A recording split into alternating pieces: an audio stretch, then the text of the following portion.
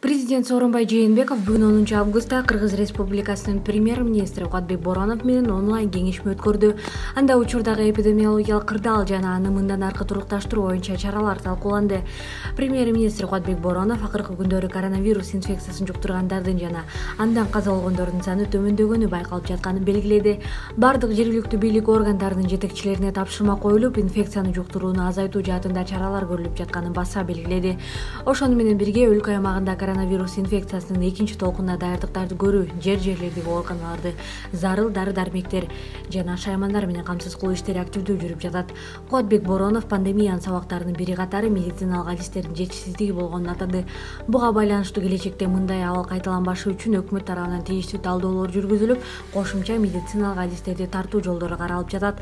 Ал ошондой эле күзгү кышкы мезгилге даярдыктар жигердүү улантылып жатканын маалымдады. Президент Сооронбай Жээнбеков эпидемиологиялык кырдаалдын жакшыруу тенденциясына карабастан ишти күчөтүлгөн тартипте жүргүзө берүү керектигин өзгөчө белгиледи. Санитардык талаптар мурдагыдай эле толук кандуу аткарылышы керектигин кошумчалады. Дары-дармектер менен камсыздоо алдын ала жүргүзүлүшү зарыл. Сооронбай Жээнбеков ошондой эле негизги азык-түлүктөргө болгон баанын өсүшүн талдап, аны ар дайым көзөмөлдөп туруу зарылдыгын баса белгиледи. Азык-түлүктүн баасын жасалма көтөрүп жиберүүгө жол бербөө керектигине өзгөчө көңүл бурду. Мындан сырткары ал медициналык кызматкерлерге эмгек акыларын жана компенсацияларды өз убагында берүү, ошондой эле ооруканаларды, мектептерди жана башка социалдык объектилерди күз-кыш мезгилине даярдоо зарылдыгы тууралуу дагы бир ирет белгилеп өттү. Ошону менен бирге айыл чарба үнүмдөрүн чет өлкөлүк рынокторго экспорттоону көбөйтүү үчүн фермерлерге колдоо көрсөтүүнү улантуу керектигине өзгөчө көңүл бурду. Ошондой эле Жээнбеков өлкөнү айрыкча бажы жана салык чөйрөсүн санариптик трансформациялоону унутпоого чакырды. Саламаттык сактоо министрлигине күзүндө эпидемиологиялык кырдаал курчушу мүмкүн экени айтылып жатканына байланыштуу медицина тармагындагы адистерди келишимдик негизде ишке тартуу боюнча маселени карап чыгуу тапшырмасы берилди. Республикалык чам штабтын кезектеги жыйынында бир катар актуалдуу маселелер талкууланып, Чүй облусундагы стационарларды керектүү жабдуулар, жеке коргонуучу каражаттар жана дары-дармек менен камсыздоо жагы каралды. Өкмөттүн Чүй облусундагы ыйгарым укуктуу өкүлү Алтынбек Намазалиев билдиргендей, аймакта зарыл болгон медициналык каражаттардын 3 айлык запасы бар.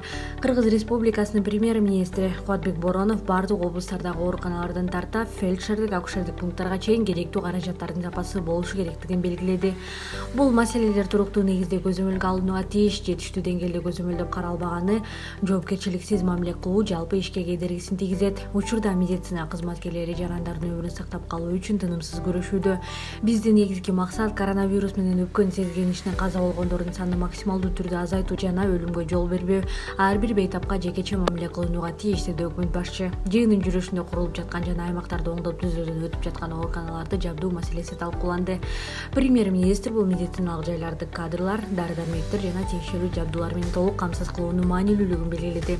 Штабтын отурумунун соңунда бир катар тапшырмалар берилип, коомдук жайларда, базарларда жана транспортто санитардык көзөмөлдү күчөтүү милдеттендирилди.